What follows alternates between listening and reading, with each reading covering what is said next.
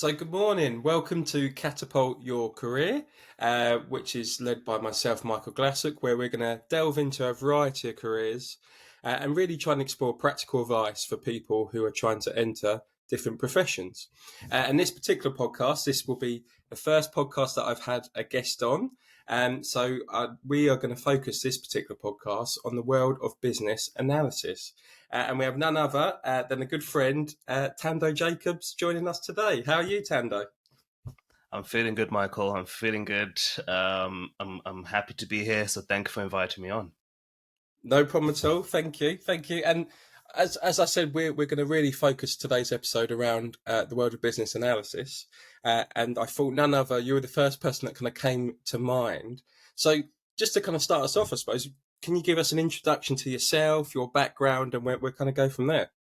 Sure. So I'm Thando Jacobs, currently working as a business analyst in financial services. Essentially, I've been in this field for around almost 5 years now. Mhm. It's a world on its own. I'm sure we're going to dive into that. But before I was a business analyst, and obviously we'll explain what that means. I was working in sales and account management, really. So like working in the branch, banking branch, so selling financial products and Mhm. services, and I was doing that for quite some time, almost 10 years. And then before that, I was just general sales. So everything you can think about, I've probably sold it in some degree or another. So I've done door to door selling. I've done telesales. I've done face to face. I've done like when you have a pop up in the middle of town and you're just kind of walking around different Yeah. people, and then eventually in like a shop in the branch, sort of thing. So that was like my career for a big chunk of my time. And then one day I kind of thought I fancy a change for many different reasons, and then the choice was business analysis, and it's been a joyride so far. Amazing, amazing, and Yeah. it's interesting your kind of background, and like you said, we're kind of touch on that because a lot of people, I suppose, the clients I often see are transitioning careers, and it's always interesting to see the wealth of experience that they kind of come from, and all the different pivots they take on their journey. But like you said at the beginning, I suppose what actually is a business analyst? I suppose what is that role? Oh my goodness. Do you know what? It's this. That's such a pressured question, because business analyst is such a broad role, should I say, right? It's the best way I can think about it is that, or the best way I can probably explain it in non-technical terms or anything like that, is that think of it as a consultant who is in the organization and you're consulting within the organization on projects that the organization wants to embark on. And that Mm, level of consultancy might be sort of really high level, so strategic level projects. So you're looking at, I guess, big pieces of work to like revamp a whole system or build a completely new product, all the way right down to like working with a very small team on their process and kind of figuring ways to improve their process to make it better. So that's kind of the way I think about it. It's you're a consultant, but you're a consultant within the organization, and then you're essentially driving change within that organization. But a big part of the role is then analyzing the way that change comes to life, analyzing the way that mm. uh, the way the change will impact the business and impact the teams around the business, and kind of working with all the different stakeholders or people within the team and the company to say, this is what we're doing. What's the best approach to, do what we're wanting to do, and what are the things that we need to keep in mind whilst we're doing what we wanted to do and achieving the things that we want to achieve, and kind of going on this journey, right, with the company on this Yeah, journey of change. And so my role as a business analyst is to ensure that what we're doing, what the change looks like, is number one, it's fit for purpose, right? It's doing the thing that we wanted to do, but it's right for the organization, or it's right for the team, or right for the customer. And also that the change itself, we've considered all possibilities of risks and impact and things that we might change or might need to keep in mind after we've done the change. So that's in a nutshell trying to explain the role of business analysts. But like I mm, said, it's very broad because you find business analysts in financial services, you find them in healthcare, you find them in engineering, you find them in pharmaceutical, you find them in manufacturing. And so each of these places might then utilize the role in a very different way. but all the bread and butter of business analysis, hopefully, I've covered in the sense that it's that internal consulting that drives change.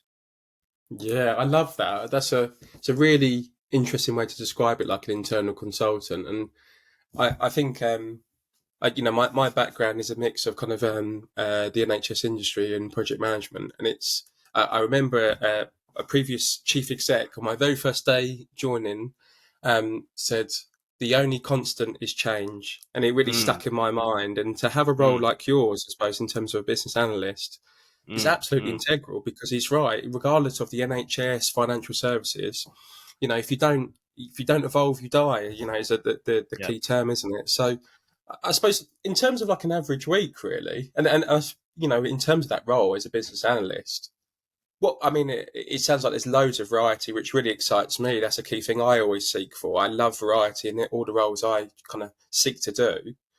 What would an average week look like if you could kind of, some of the activities you got strategic, you got more working in smaller teams in processes. Yeah, if you would kind of lay that out to our listeners, I suppose, what would the average week of a business analyst look like? Yeah, do you know what? I've been thinking about this as well, trying to con what's the word? Conceptualize the average week. I would say it's really communicating. That's like the bulk Mm, of the job, is communicating with various stakeholders about the change.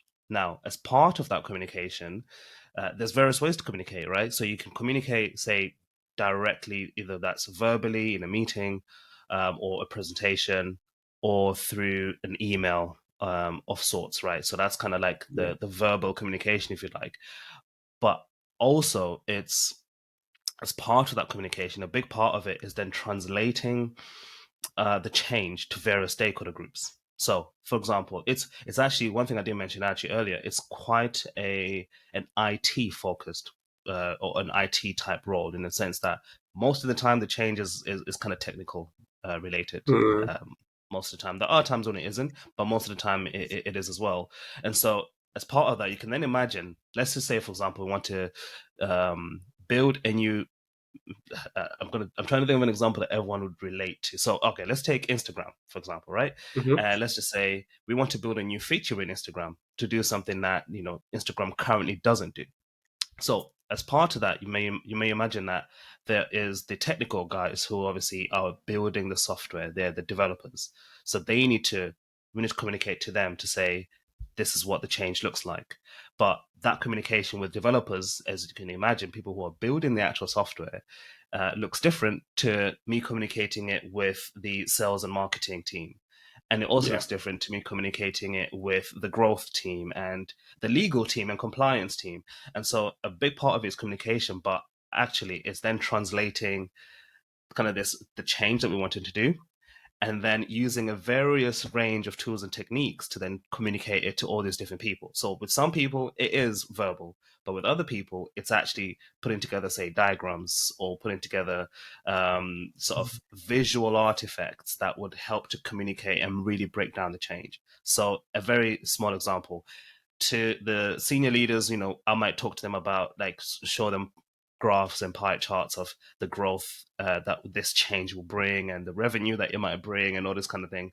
And then I'll go to the technical guys, but with them, they don't really, in a nice way, they don't really care about growth and revenue. What they really want to know is, what they want to know is, okay, we understand you want to introduce this feature, but what exactly yeah, does it do step by step? And what exactly does a user do on Instagram step by step for this thing to work? And so then it's breaking that down into actual small, detailed, I guess, breakdown to say, this is exactly what it looks like. And the interface, right? Like, what exactly does it look like? What color should it be? Or what's the mm, branding around this new feature that we should do? So it's a bunch of all these different things. But if I'm to then sum it up, it's communication. So my week would then look like meetings, of course, a yep, chunk of time for meetings with all these different stakeholder groups, and then a chunk of time of translating documentation. So, or creating and translating documentation. So, um, before meetings or after meetings, it could be a case of, okay, we've agreed the next steps,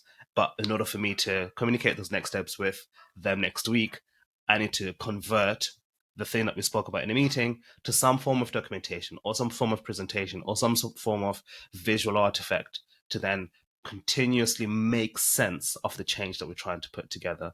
But within that, I always make sure that obviously you have enough time for like just break and enough time for like thinking as well. It's not it's quite a thinking type role. There's a lot of a thought process that goes into it, and so you do need time to, you don't just kind of act and act and act and talk and talk and talk. You kind of Yeah. need time to also internalize and really figure out what is the best way to communicate this, or what's the best way to approach this with Mm. this group of stakeholders, or with this particular technical problem that we're trying to solve.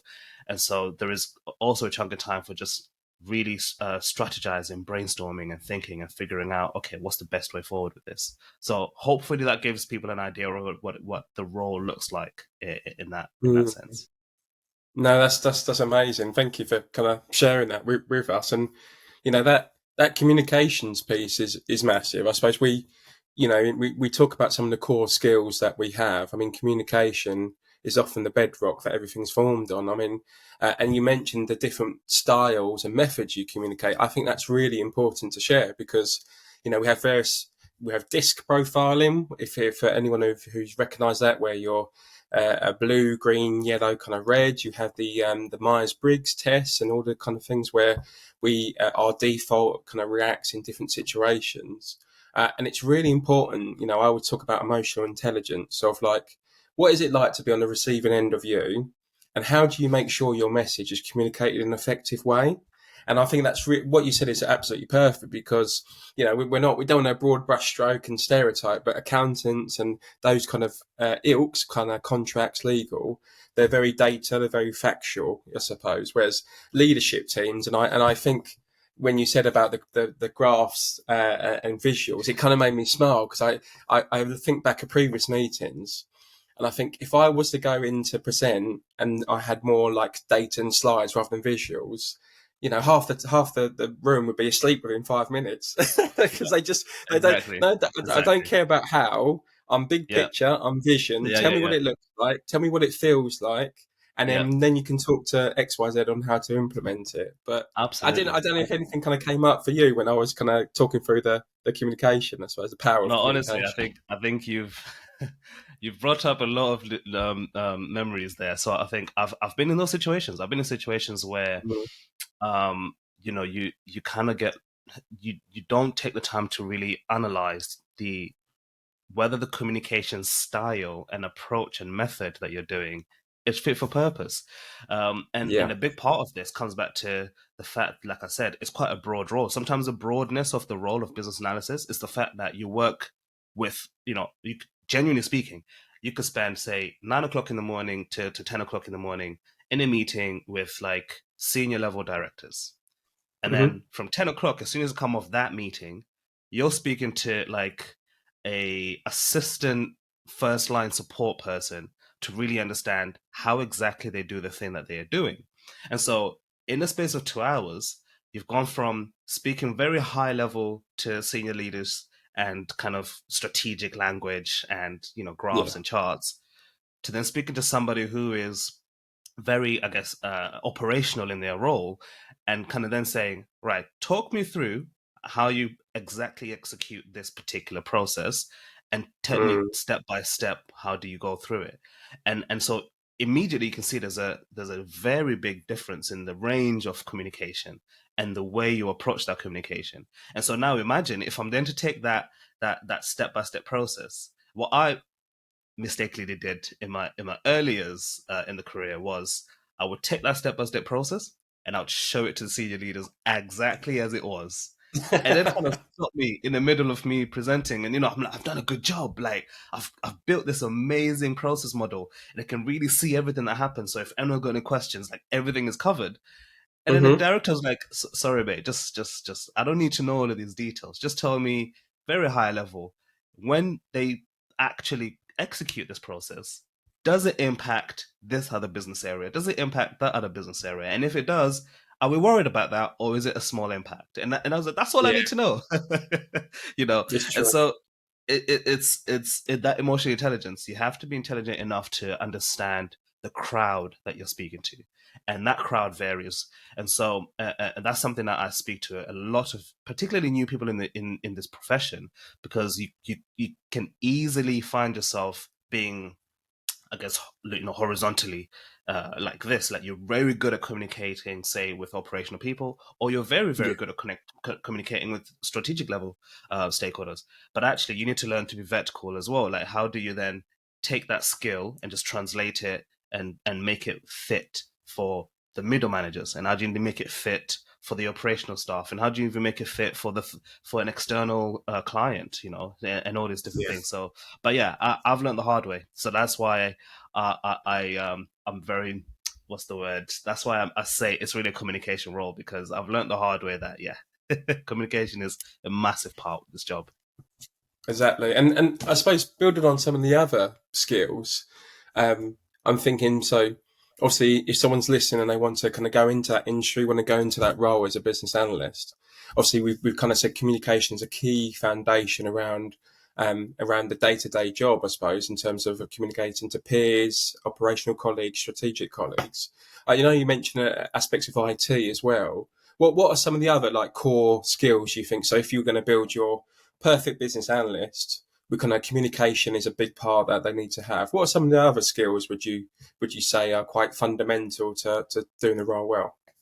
Absolutely. So for me, first thing is in the title. So an analytical mindset, having that Mm, analytical approach. And what that really means is that you don't just take anything at face value. So whatever you're presented with, whether it's information, whether it's data, whether it's, even if it's like, an idea, like we want to do this thing, you don't just say, okay, that's it. You kind of, the analyst in you should then question, everything that you're given or presented with, and questions like, why do you want that? Questions like, what exactly is the benefit of doing that?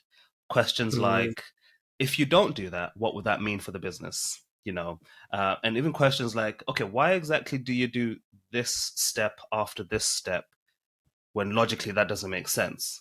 And you question everything. And so a big part of his analytical mindset, and we've already touched on communication, but a big part of, linked to that communication then is actually, I guess, stakeholder engagement, or in other words, building very good and strong relationships with the people that you work with. yeah. And the reason why that's a big part of the role is because the business analyst role, like I said, is really I guess it's a non-technical IT role, right? And so 9 times out of 10, when I say to people I work in IT, they are assuming that I'm a coder, I'm a developer, I'm a software engineer, I'm something that's very technical. I know how to build software. Whereas I have zero like coding skills, right? At this Yeah. point in time, anyway, I don't really know anything about that. But actually, I work with the people who do. But my role, remember, is then communicating between the different groups of people. So you have to be really good at building the relationships with all these different groups of people, because fundamentally, the success of the project lies in the collaboration with these groups of stakeholders and Yeah. everyone being on board and involved. And you find that most of the time, or a good amount of time, or your energy really goes into making sure that everyone is on board with what we're doing as a project, that everyone is understanding the reason why we're doing the project, but everyone as well is, I guess, interested enough, if not passionate about the actual thing that we are doing, and that they Mm, are, playing their role, whatever that role looks like. And so that comes with building connections, building relationships, and making sure that everyone is on the same page, but also creating that safe space that they can be honest with you and say, I disagree with this, or I don't like that, and kind of have that space. So that's a big part. And then if I am to like kind of, because there's so many things, the final thing I would then add on to that is, and I'll kind of lump it into technical skills. So yes, the business analyst role is um, communication, and yes, it's building relationships, but there is still within the profession what we call, I guess, frameworks and tools that we use. So um, that's where what I mean by technical skills. So when I say technical, yes, I don't mean coding, but what I do mean is that there are certain tools that we use as business analysts to then communicate. For example, to developers and to business stakeholders, and there's certain techniques that we have in our space that that we build art, what we call artifacts. So we build process maps, for example, which is a visual representation of a process. But there's a technique that we use to do that, or a few techniques. And so that's quite a big part of the role in learning the language of business analysis and learning the tools and techniques of doing business analysis well, and then combining that technical ability with almost this emotional intelligence and stakeholder engagement. Putting those two things together for me would then be the perfect business analyst role. Amazing, and it's really helpful. And, one of the main reasons why, I seek to kind of do these podcasts and delve into different professions, the outsider, like you said, I'm in IT, would automatically assume certain things, and from what it sounds like, there sounds like quite a lot of kind of parallels to a project manager, almost really, in terms of the business analyst role, where there's a whole lot of people management. Yes, there's a technical expertise and an understanding you need to know, because I suppose by having that understanding, you can take a core concept and an idea and communicate that in terms of detail, but also at a high level. But there's a whole lot of that stakeholder management, like you said, and the communication to various colleagues. And the crossover to my own profession, I suppose, in coaching, which really is fascinating, is that kind of what we call psychological safety. So, like creating that safe space for people to share, challenging people in a respectful way, and saying, why is that? Why do you do that? And it's that a lot of people often say some of the core elements of success is to be consistent and be curious. And if you do Mm, that for 10 years, whatever realm you want to do, you'll probably be successful in it. mm, And it sounds like that's a real core concept to this role as well, that, you're consistent, you're kind of communicating with others, but you always embody that like curiosity, that kind of, why do you do that? A real good friend of mine who's in the world of mental research, who, one day I hope to kind of bring her on this podcast. She always talks about being a loving scientist, so which I find absolutely fascinating. So in all aspects of your life, personal, professional, rather than judging yourself, you're just being a loving scientist. You're just thinking, oh, that's interesting. Why does that happen? What's the cause of this? What's the effects of this? And it sounds like you probably have a lot of those questions every day, I'd imagine, when you're talking to yeah, do people. you know what? I 100%, 100%. Some of the times it's really kind of thinking about the science world. Not that I know much about that world, but you are, looking at, say, uh, or testing theories, Mm, and then you're looking at different ways of achieving achieving a goal. And hmm. then you're basically saying which one of these ways is going to be the best option for us to do Yeah. this in our project or in the change or in the business. And at times with each change, you kind of maybe do a little bit of a test or a sample, what we call a proof of concept, right? You just kind of figure out, okay, if we do this particular solution, what could it look like? We do that little bit over here, what could it look like? And then we compare both or three or Mhm. four of them, and we say, okay, which one of these options is the best way forward? But yeah, no, I really love that concept of a loving scientist. I'm definitely gonna steal that one. Feel free. I mean, I using your words, I've stole from her. So I see it as a ripple effect. But I think it's a really good idea and kind of concept. When we're doing anything, both personally or professionally, it could be something from simply losing weight, or trying to improve our health and fitness, to increase in our professional development. It's just kind of, it takes away the judgment away. It's like, I'm doing this. The goal is to learn.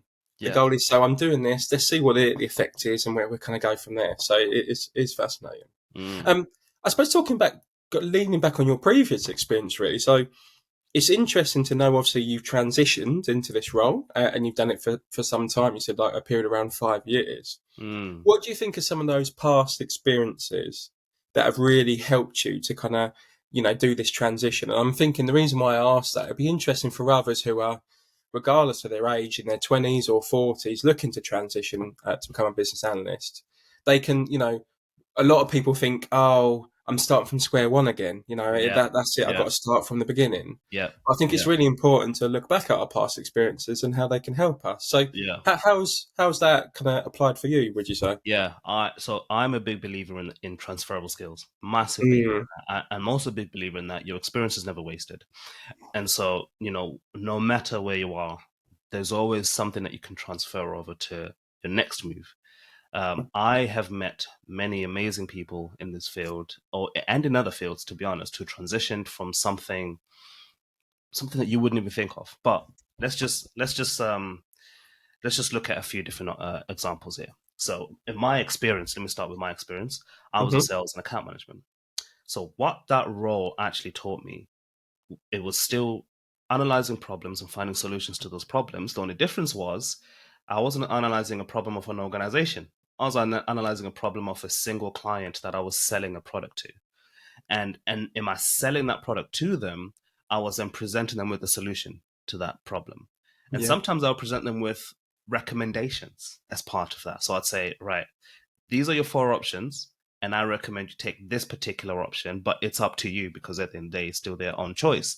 But that skill of analyzing a problem, looking at, okay, this is your current situation right now. So I used to work in banking. So, I'll say, this is your current financial situation right now, and what you can do with your savings or your credit card or whatever is you could do X, Y, Z. It's up to you which one you do choose.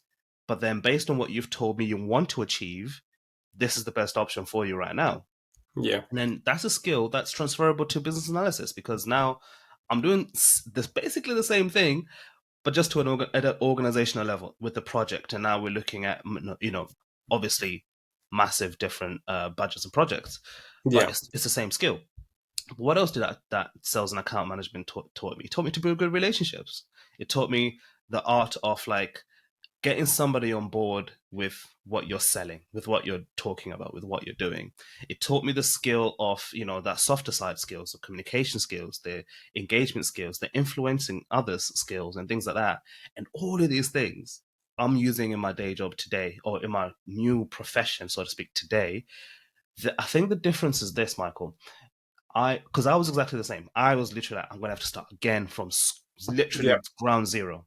Yeah. But the thing that I realized, or when the thing clicked in my mind, is that um, if you strip down the technical language of certain jobs. So, like I said, business analysis is quite a technical job, and there's a certain way you speak, and you find this in any profession. You go to legal, there's a certain language that they use. You go to healthcare, there's a certain way that they speak. But if you then translate that into just basic plain English, you will actually realize that I can tick 50% of those boxes. It's just that in my world, we don't call it what you call it in that world. Or in my world, we don't necessarily technically do that, but we basically do the same thing to achieve the same goal, really. Yeah. So I had to internalize that. Actually, no, I just need to learn the language, Hmm. and I need to learn how to translate what I'm doing now to fit the language of where I'm trying to go. So what I started to, so one example is that in the world of sales and sales, really, whatever somebody wants, we just call it what you want. So, okay, what are you looking to get today? Oh, I'm looking to buy this, and this, or I'm looking for, if you're looking for a car, they say, I want a car that's an SUV and it's an automatic and it's black and it has a big boot size. You're listing the things that you want in a car. Yeah. Now, in the world of projects, the only difference is we call those things requirements. But see, I had to learn the language. So I'm like, oh, okay, when I'm working in a project and if I'm approaching this as a business analyst, the question isn't what do you want? The question is what are the requirements?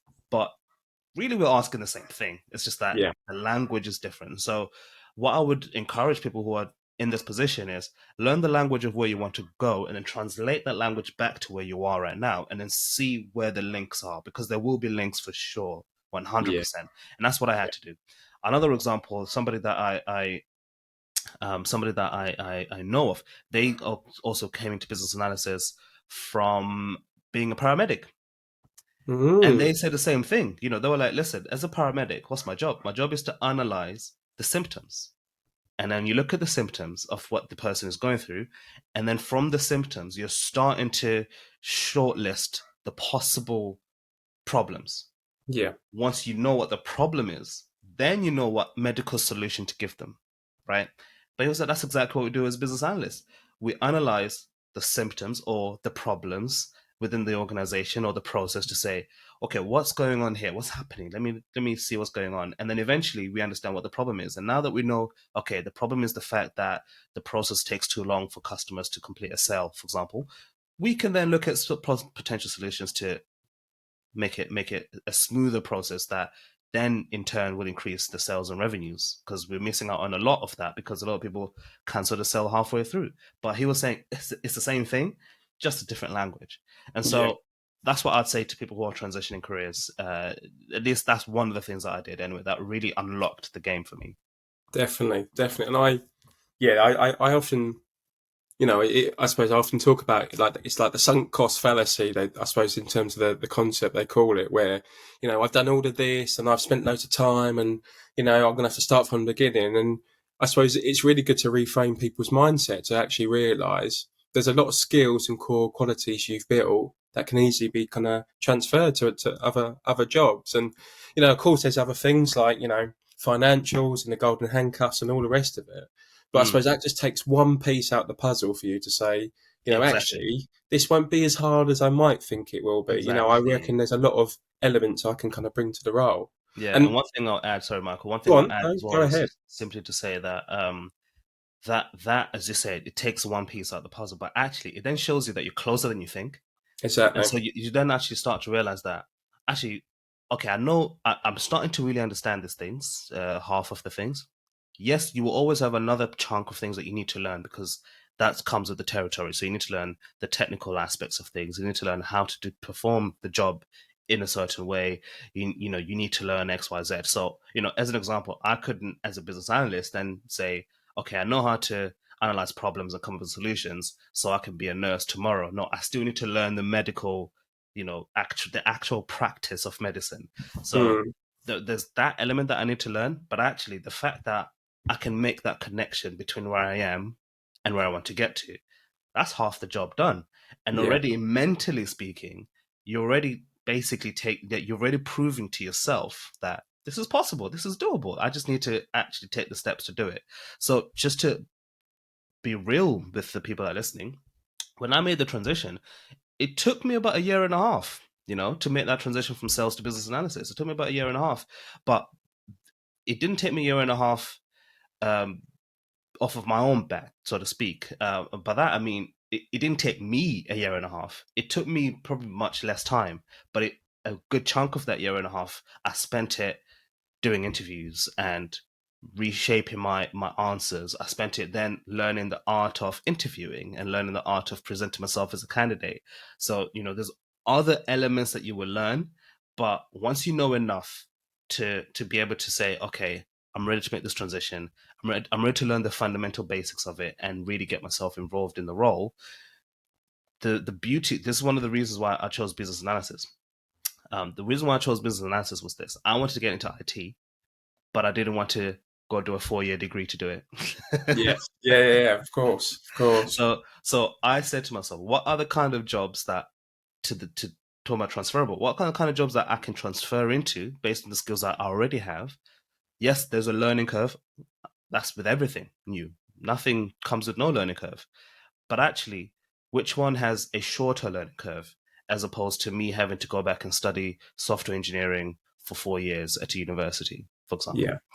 example? And business analysis was one of those roles. The reason why, like I said earlier, yes, there are technical things that we do, but when I say technical, I don't mean building software. I don't Yeah. mean building computers, even. I don't mean technical in that sense. I just mean there's things that we do as business analysts that you do that you have to learn. But the barrier to entry is far lower than software engineering because I don't need to spend 200 hours learning how to code using Python and using 10 other languages, because that's not my job. My job is more this other thing over here, and I think business analysis is one of the best professions for people to choose if they want to get into IT but they don't feel like they want to have necessarily a technical type job, like a software developer. Business analysis is a great option. Much like project management that you said that you're in. There's similarities in that, but there are tons of other roles as well that are similar. But the reason why I chose business analysis was because when I looked at all the options, this is the one that was a good fit for me. And a big part Yeah. of the reason why it was a good fit for me was because transferable skills tick the box, and the things I had to learn tick the box, and I could learn them in within 6 to 9 months, and which I did. And then after that, I just had to learn the game of like job hunting, basically, which Definitely. it's a whole different thing. But Definitely. And yeah, then on that piece about the 6 to 9 months. I think the two core things for me, I suppose, to pick up on is, these career transitions they take time. Mm, They can't happen overnight. They might not, it won't even happen over a couple of months. Um, and I think that's, for someone, if someone says, yes, you can do this, you can make 10K in a month and all the rest of it, for me, I always say, just turn around and run away as far, far as you can from that person. I think it's mm, important to share the reality of these transitions. And often with kind of coaching's a more kind of longer term process, because you're not even just attacking the skills and education qualifications. You're attacking a big thing in terms of the mindset and okay. and you've got, say you're 28, you've got 27 years in the bank of doing a certain thing a certain way and growing up in society norms and all the rest of it. You have to change that mindset kind of going forward.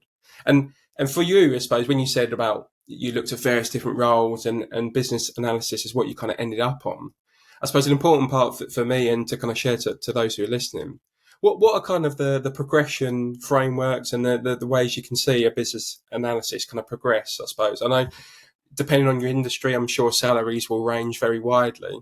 But if you were to be a business analysis after like a year, 5 years, 10 years, where could you see the rough kind of trajectory of that role going, I suppose? Yeah, so the business analyst role has got that. It's got the uniqueness of being broad.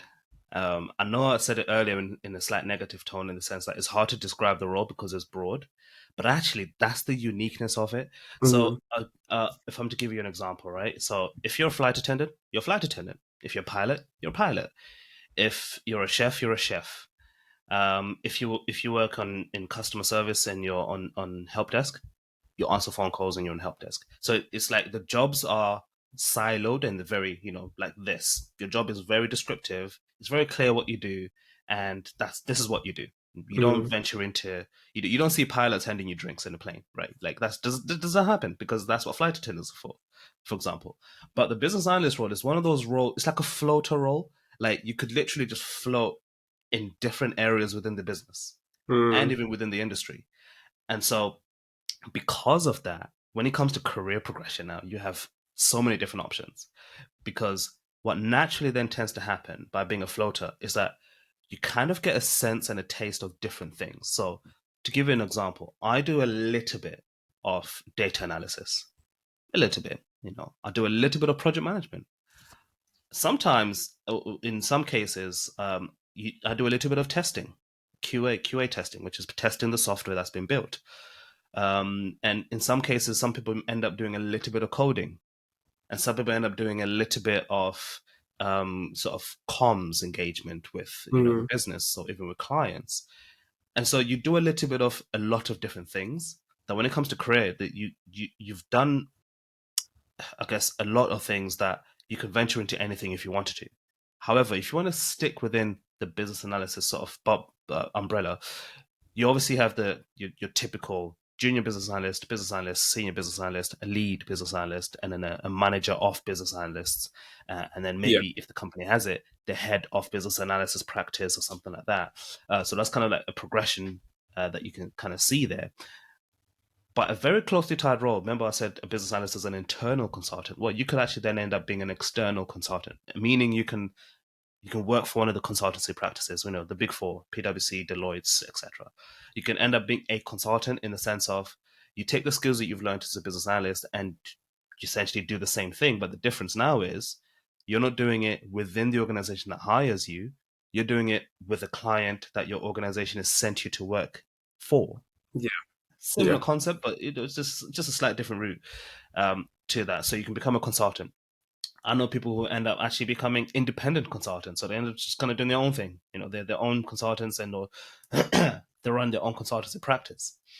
And so 5 years, honestly speaking, I've been in it for 5 years myself, actually, fun enough. So my Hmm. career progression has really just, excuse me, I've been in it for 5 years. My career progression has really just, yeah, just kind of went like this.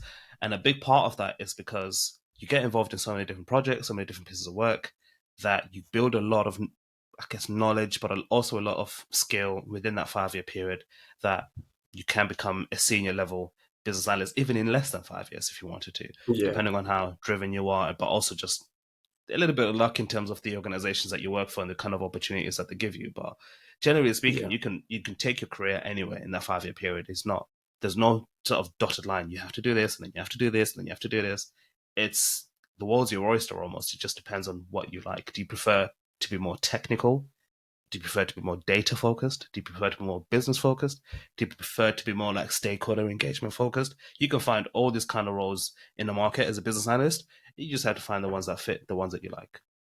amazing. And I think that's good to know, because you can apply that knowledge and that insight, I suppose, that Tando's kind of shared to yourself and your own personality. Do you like to have a structured timeline of, I know exactly where I'm going to be, as long as I perform to my competencies and all the rest of it, I'll be here in 10 years' time. That's exactly where I'll be. Well, perhaps this role, can apply to you, but it might not be as exciting or for you, because actually, if you're perhaps more my personality, where you like the variety and you can do a wealth of different options in 5 years, you could go this way, that way, you could specialize in certain aspects.